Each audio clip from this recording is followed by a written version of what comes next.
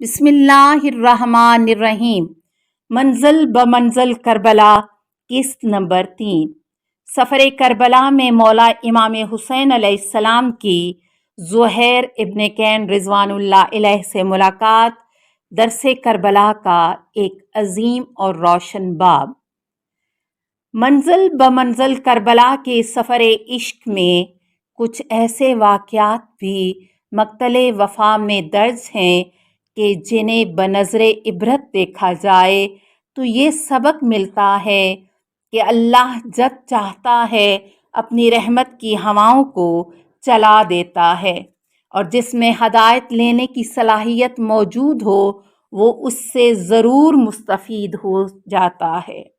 جس طرح نرم مٹی بارش سے سرسبز و شاداب ہو جاتی ہے، جبکہ پتھر پر اس کا ہلکا سا بھی اثر نہیں ہوتا، بس وہ جب چاہے مومن کے دل کو دین کی طرف پلٹا دیتا ہے، اسی لیے اسے مقلب القلوب کہتے ہیں۔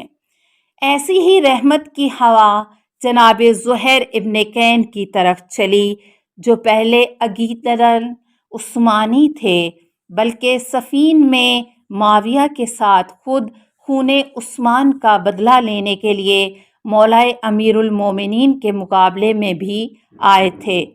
زہیر خود راوی ہیں کہ میں صفین میں کئی مرتبہ علی کی تلوار کی زد میں آیا، لیکن ہر دفعہ علی نے مجھے چھوڑ دیا، جبکہ وہ بآسانی مجھے قتل کر سکتے تھے۔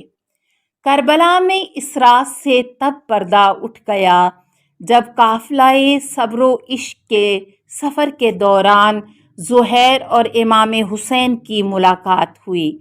جناب زہیر بیان کرتے ہیں کہ دوران سفر وہ جان بوجھ کر اپنا خیمہ ایسی جگہ نصب کرتے تھے کہ جہاں سے ان کا مولا سے آمنا سامنا نہ ہو، کہیں ایسا نہ ہو کہ حسین انہیں مدد کے لیے بلائیں اور وہ انکار نہ کر سکیں۔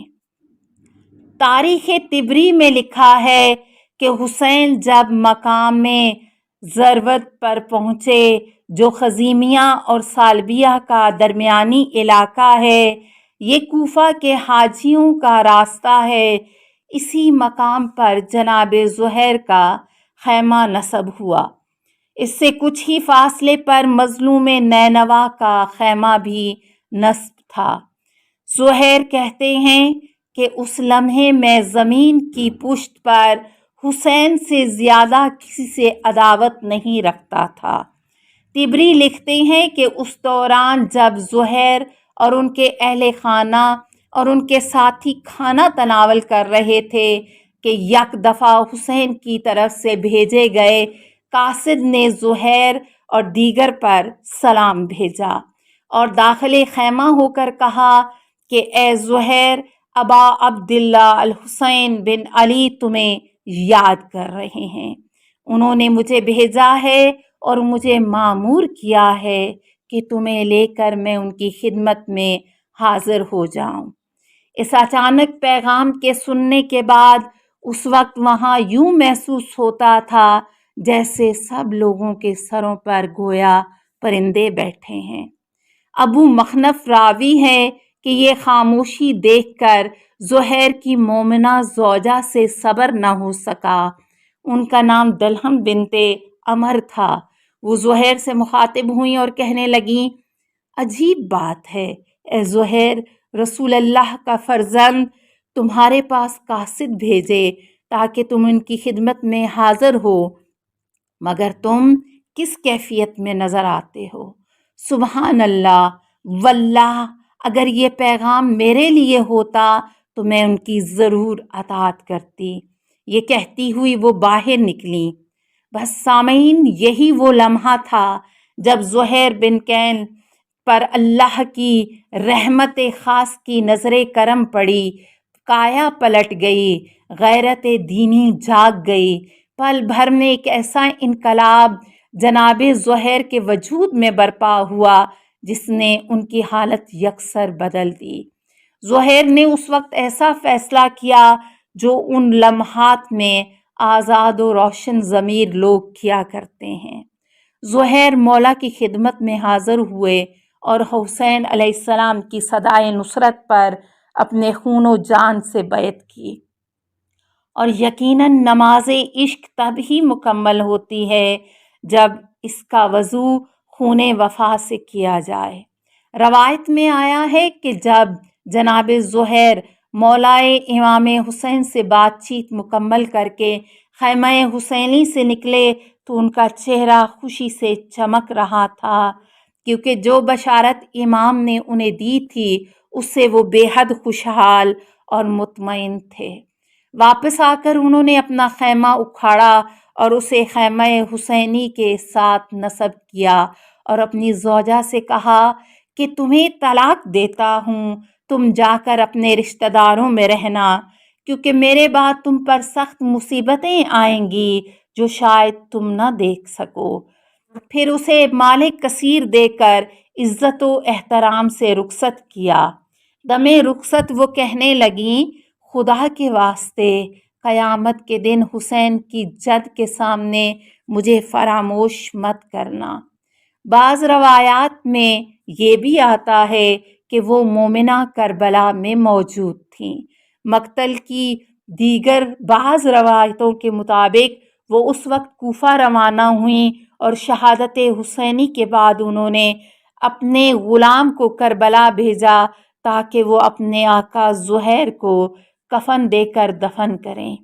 لیکن وہ غلام یہ کفن لے کر واپس جب کوفہ پہنچا تو حیران ہو کر پوچھتی ہیں، تم نے زہیر کو کفن کیوں نہ دیا اور یہ کفن واپس لے کر کیوں آئے ہو؟ تو وہ غلام دھاڑے مار کر رونے لگا اور کہا، اے آقا زادی، میں اپنے آقا کو کیسے کفن دیتا، کیونکہ میں نے دیکھا کہ میرے آقا کے آقا فخر دین و دنیا، زمین و آسمان اور زیور عرش خدا، فرزند رسول ابا عبداللہ الحسین کا جسد اطہر بھی کربلا کی ریت پر بے گور و کفن پڑا تھا۔ بس مجھے شرم آئی کہ میں اپنے آقا کو تو کفن دوں اور حسین کو بے کفن کربلا کی ریت پر چھوڑ آؤں۔ سامعین کرام، مقام سالبیہ پر جناب مسلم کی شہادت کی اطلاع جب اس قافلہ صبر و رضا کو ملی تو عبداللہ بن سلیمان اور منظر بن مشل راوی ہیں کہ جب ہم حج سے فارغ ہوئے تو ہماری پہلی کوشش یہی تھی کہ کسی بھی طرح حسینی قافلے سے جا کر ملیں تاکہ دیکھیں کہ حسین علیہ السلام کیا فیصلہ کر چکے ہیں۔ یہاں تک کہ ہم نے مقام ضرورت پر حسینی قافلے کو دیکھا۔ اسی دوران ہم نے کوفہ کی جانب سے ایک شخص کو آتے دیکھا، مگر اس نے حسین علیہ السلام کے قافلے کو دیکھا تو اپنا راستہ الگ کر لیا، مبادا ایسا نہ ہو کہ اسے آپ علیہ السلام کی مدد کرنا پڑے۔ امام حسین علیہ السلام اسے دیکھ کر رک گئے تھے، گویا اس سے کوفہ کے حالات معلوم کرنا چاہتے ہوں، لیکن جب اس نے محسوس کیا کہ وہ مولا کو نہیں ملنا چاہتا، کترا گیا، تو آپ علیہ السلام نے بھی اسے اس کے حال پر چھوڑ دیا اور آگے بڑھ گئے۔ ہم اس شخص کے پاس گئے اور سلام کیا۔ اس نے سلام کا جواب دیا اور کہا کہ کس قبیلے سے ہو؟ ہم نے کہا کہ ہمارا بنی اسد سے تعلق ہے اور اپنا تعارف کروایا۔ پھر اس نے بھی اپنا تعارف کرایا اور اپنا نام بکر بتایا اور اپنے قبیلے کا نام بتایا۔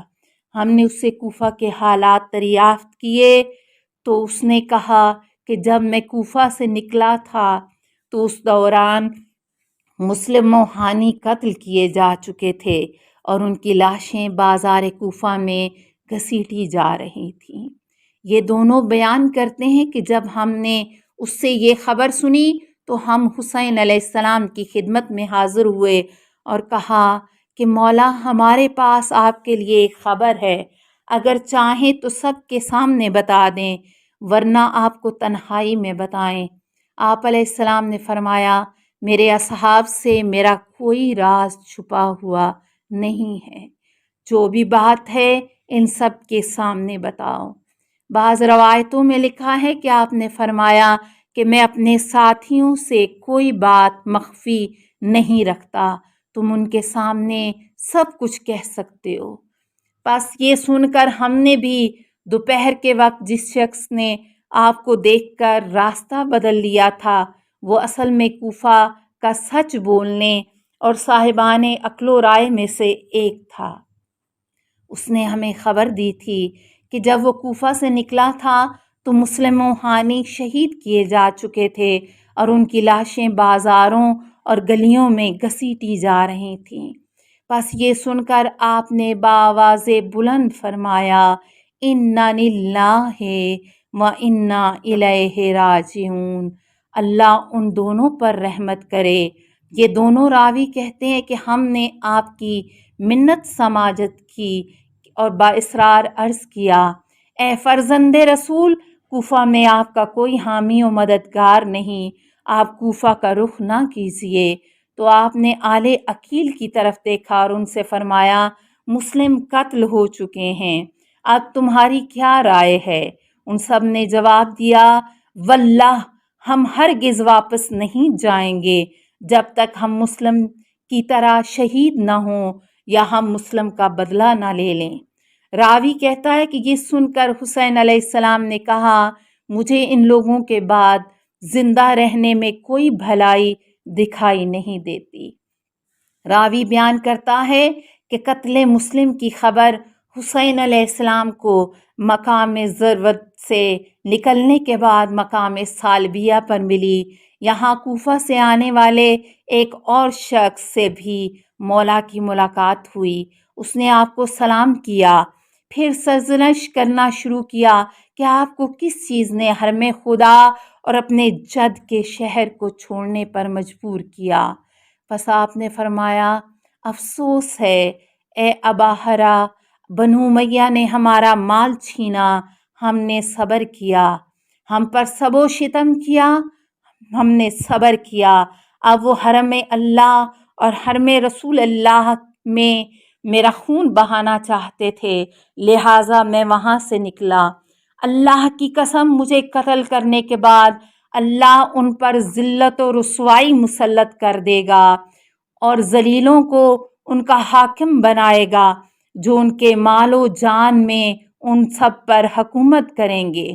شیخ کلینی بیان کرتے ہیں کہ سالبیہ کے مقام پر ایک کوفی آپ سے ملا۔ تعارف ہونے کے بعد آپ نے اس سے فرمایا، اے کوفی بھائی، واللہ اگر تم مدینہ میں مجھ سے ملتے تو تمہیں جبرائیل علیہ السلام کے ہمارے جد صلی اللہ علیہ وآلہ وسلم کے پاس وحی کی خاطر آمد اور گھر آمد و رفت کی نشانیاں دکھلاتے۔